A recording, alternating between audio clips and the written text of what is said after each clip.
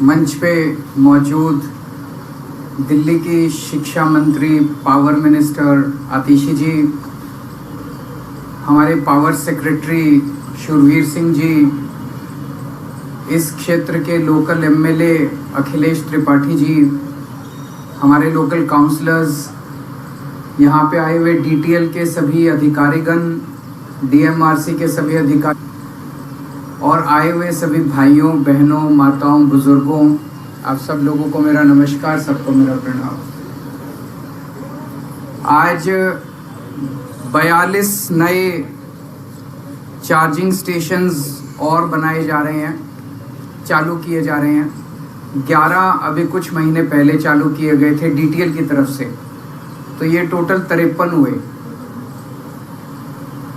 इसके साथ ही जो इलेक्ट्रिक व्हीकल पॉलिसी दिल्ली के अंदर बनाई गई थी वो काफ़ी तेज़ी से आगे बढ़ रही है। हम जानते हैं कि दिल्ली के अंदर पोल्यूशन को लेके काफ़ी समस्या रहती है। जब से हमारी सरकार आई है, कई क्षेत्रों में, शिक्षा में, स्वास्थ्य में, बिजली में, पानी में, कई क्षेत्रों में काफ़ी विकास हुआ। लेकिन एक क्षेत्र ऐसा था पोल्यूशन, जिसका समाधान करना बड़ा मुश्किल था। हवा में पोल्यूशन बहुत ज़्यादा था। जितने भी लोग मिलते थे वो कहते थे जी इसका भी कुछ करो, इसका भी कुछ करो। लेकिन मुझे कहते हुए बड़ी खुशी है कि पिछले 8 साल के अंदर पोल्यूशन के क्षेत्र में भी आपकी सरकार ने दिल्ली के 2 करोड़ लोगों के साथ मिलके जो जो कदम उठाए, अब वो कदम अपने फल देने लगे हैं। ये मैं नहीं कह रहा, डेटा बताता है कि 2014 में जो पोल्यूशन का लेवल था दिल्ली के अंदर हवा में, PM10 और PM2.5, वो 30% कम हो गया है दिल्ली के अंदर। पहले दिल्ली में साल में ऐसे दिन जबकि सीवियर कैटेगरी का पोल्यूशन होता था, बहुत भारी पोल्यूशन होता था, 400 के ऊपर चला जाता था। ऐसे दिन अब गिने चुने रह गए हैं पूरे साल के अंदर। पहले कई होते थे, कई दिन सीवियर कैटेगरी का होता था, वैसे बहुत कम दिन रह गए हैं जबकि पोल्यूशन ज़्यादा होता है। अमूमन पूरे साल अब काफ़ी हवा की क्वालिटी काफ़ी अच्छी रहने लगी है। इसके लिए कई कदम उठाए गए। उसी दिशा में ये इलेक्ट्रिक व्हीकल्स को बढ़ावा देने का जो पूरा सिलसिला है ये चालू हुआ। 2 कारण है, एक तो कि इससे पोल्यूशन कम होगा और एक ये कि आने वाले समय में जो भविष्य है वो भविष्य पेट्रोल, डीजल, CNG का नहीं है। वो भविष्य अब आने वाले समय में इलेक्ट्रिक व्हीकल्स का भविष्य है। तो हमने अगस्त 2020 में अपनी इलेक्ट्रिक व्हीकल पॉलिसी सबसे पहले बनाई थी। उस वक्त हमने टारगेट रखा था कि 2025 तक कम से कम जितने भी व्हीकल पूरी दिल्ली में नए खरीदे जाते हैं उसमें से 1/4 यानी कि 25% व्हीकल इलेक्ट्रिक व्हीकल होने चाहिए। 2020 में पॉलिसी बनाई थी, 5 साल का हमारा टारगेट था। आज मुझे कहते हुए खुशी हो रही है कि ऑलरेडी हम लोग 13% दिल्ली के अंदर अब जो नए व्हीकल खरीदे जा रहे हैं उसमें से 13% व्हीकल जो हैं वो इलेक्ट्रिक व्हीकल्स खरीदे जा रहे हैं। और जैसा आतिशी जी ने बताया कि पूरे देश में अगर नेशनल एवरेज लिया जाए, पूरे देश में जितने व्हीकल खरीदे जाते हैं उसका 6% केवल इलेक्ट्रिक व्हीकल होते हैं। दिल्ली में 13% व्हीकल्स जो हैं वो इलेक्ट्रिक व्हीकल्स खरीदे जा रहे हैं। और अगस्त 2020 से लेके अभी तक 1,28,000 इलेक्ट्रिक व्हीकल्स दिल्ली में खरीदे जा चुके हैं। जो अभी तक प्रोग्रेस आप लोगों की सरकार ने और आप लोगों ने मिलके दिल्ली में की है, उसकी वजह से अब दिल्ली को देश की EV कैपिटल माना जाने लगा है कि दिल्ली जो है देश की इलेक्ट्रिक व्हीकल कैपिटल है। सबसे ज़्यादा व्हीकल दिल्ली के अंदर खरीदे जा रहे हैं। हम अपनी तारीफ करें वो अच्छा नहीं लगता। नीति आयोग ने ये कहा है कि दिल्ली की जो इलेक्ट्रिक व्हीकल पॉलिसी है वो देश की बेस्ट पॉलिसी है और बाकी राज्यों को भी इसका अनुसरण करना चाहिए। और देश की नहीं दुनिया के अंदर अब ये जितनी बेस्ट पॉलिसीज हैं उनके साथ दिल्ली की पॉलिसी कंपेयर कर रही है। कैलिफोर्निया ले लीजिए, न्यूयॉर्क ले लीजिए, जितनी बेस्ट पॉलिसीज हैं उनके साथ ये कंपेयर करती है। मैं समझता हूं कि 3 एलिमेंट्स इसमें, 4 एलिमेंट्स इसमें सबसे ज्यादा हैं जिन्होंने सबसे ज्यादा इसको ईवी पॉलिसी को बढ़ाने में कंट्रीब्यूट किया है। एक तो है कि सब्सिडी, आप नया व्हीकल खरीदते हैं, इलेक्ट्रिक व्हीकल थोड़े से ज़्यादा महंगे हैं, नॉर्मल व्हीकल खरीदोगे उससे थोड़ा ज़्यादा महंगा इलेक्ट्रिक व्हीकल है, तो सरकार उस पर सब्सिडी देती है ताकि उसको आप खरीद सको। तो सब्सिडी एक कारण है जिसकी वजह से इलेक्ट्रिक व्हीकल की बिक्री ज़्यादा हो रही है। दूसरा है चार्जिंग स्टेशन।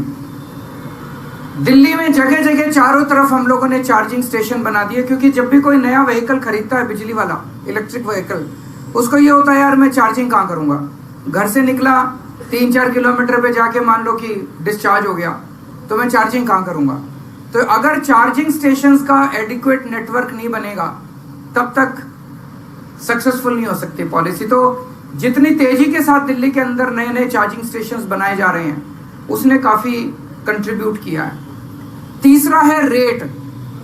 जैसा भी आतिशी जी ने बताया, मैं भी इस पे थोड़ी चर्चा करूंगा कि जिस रेट पे 7 पैसे प्रति किलोमीटर का खर्चा आता है, अगर आप एक स्कूटर, इलेक्ट्रिक व्हीकल स्कूटर चलाते हो, तो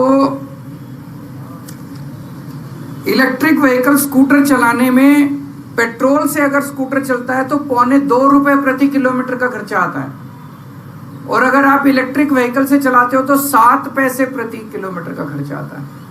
कोई कंपैरिजन ही नहीं है। ऐसे है जैसे कि फ्री में ही, बिजली वाला तो फ्री में ही चल रहा है। 3 व्हीलर, अगर आप 3 व्हीलर सीएनजी का 3 व्हीलर चलाते हो तो लगभग 2 रुपए 60 पैसे प्रति किलोमीटर का खर्चा आता है, और अगर आप सीएनजी से चलाते हो तो 9 पैसे प्रति किलोमीटर का खर्चा, सॉरी इससे इलेक्ट्रिक से चलाते हो तो 9 पैसे प्रति किलोमीटर का खर्चा आता है। आप अपनी कार अगर पेट्रोल से चलाते हो तो 7 रुपए प्रति किलोमीटर का खर्चा आता है, और अगर आप अपनी कार, इलेक्ट्रिक व्हीकल कार है, तो 36 पैसे प्रति किलोमीटर का खर्चा आता है। तो इसके बाद सारे जने जाके अब अपनी अपनी गाड़ियां बेच देना और इलेक्ट्रिक व्हीकल खरीद लेना। और चौथा सबसे बड़ा कारण है कि दिल्ली के लोगों ने बड़ा साथ दिया। लोगों ने जिस तरह से दोनों हाथों से इसको लैपअप किया, पॉलिसी को इतनी तेजी के साथ बढ़ के, एक तरह से धीरे धीरे इलेक्ट्रिक व्हीकल जो है ये जन आंदोलन बनता जा रहा है। अब जितने भी लोग नए व्हीकल्स खरीदते हैं, मैक्सिमम लोग अब इसी को प्रेफर करते हैं। ये पॉलिसी देश में बेस्ट कैसी है? सबसे ज्यादा चार्जिंग स्टेशन आपके दिल्ली में है, सबसे ज्यादा पूरे देश भर में। पूरे देश में जितने चार्जिंग स्टेशन हैं उसमें से 1/3 चार्जिंग स्टेशन दिल्ली में है। सारे देश के चार्जिंग स्टेशन मिला लो, उसमें से 1/3 चार्जिंग स्टेशन दिल्ली में है। दिल्ली में 4,646 चार्जिंग पॉइंट हैं, 250 बैटरी स्वैपिंग स्टेशंस हैं। इसमें RWAs ने, प्राइवेट लोगों ने, प्राइवेट इंडिविजुअल्स ने, बिजनेसमैन ने, DTL ने, सरकार ने, सब लोगों ने हिस्सा लिया। RWAs ने अपने चार्जिंग स्टेशन बना रखे हैं, बहुत सारे बिजनेसमैन ने चार्जिंग स्टेशन बनाए हैं, प्राइवेट इंडिविजुअल। और ये PPP मॉडल जो ट्रांसपोर्ट डिपार्टमेंट, पावर डिपार्टमेंट और दिल्ली डायलॉग कमीशन ने मिलकर ये जो PPP मॉडल तैयार किया है, ये मॉडल अपने आप में एक बहुत बेहतरीन मॉडल है। पूरे देश में जितने भी बिजली के व्हीकल हैं, वो जितनी बिजली खपत करते हैं, बिजली कंज्यूम करते हैं, उसका 55% बिजली दिल्ली के अंदर कंज्यूम होती है। समझे?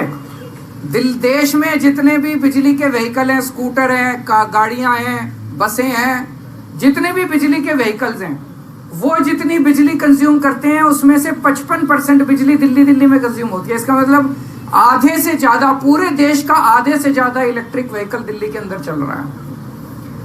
और जैसा मैंने बताया, सबसे लोएस्ट रेट्स दिल्ली के अंदर हैं।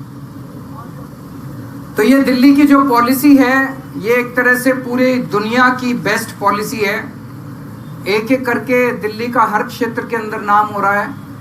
पहले शिक्षा के अंदर नाम हुआ, शानदार स्कूल बने, फिर मोहल्ला क्लिनिक बने, फिर बिजली मुफ्त हो गई। लोगों को यकीन नहीं होता कि दिल्ली में बिजली मुफ्त है और 24 घंटे बिजली है। आप पड़ोस में चले जाओ, नोएडा में पावर कट लग रहे हैं, गुड़गांव में पावर कट लग रहे हैं, फरीदाबाद में पावर कट लग रहे हैं, उत्तर प्रदेश में, हरियाणा में, चारों तरफ से खबरें आ रही हैं। दिल्ली में पावर कट नहीं लग रहे, दिल्ली में 24 घंटे बिजली आती है और मुफ्त बिजली आती है। सो आप सब लोगों का सहयोग, इसके लिए बहुत बहुत शुक्रिया। और मैं अपने सभी डिपार्टमेंट